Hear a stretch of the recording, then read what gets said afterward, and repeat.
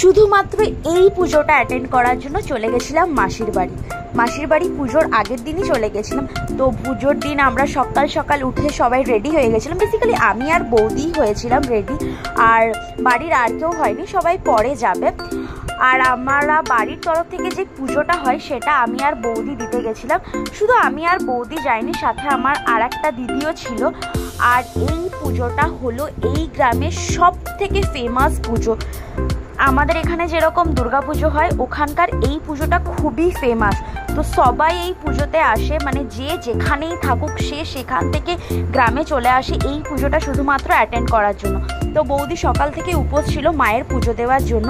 আর শুনেছি নাকি সবাইকে বলতে, গ্রামের সব লোকেদের বলতে শুনেছি, মায়ের কাছে ভক্তি ভরে যদি কিছু চাওয়া হয় মা কাউকেই কোনো দিন ফেরায় না।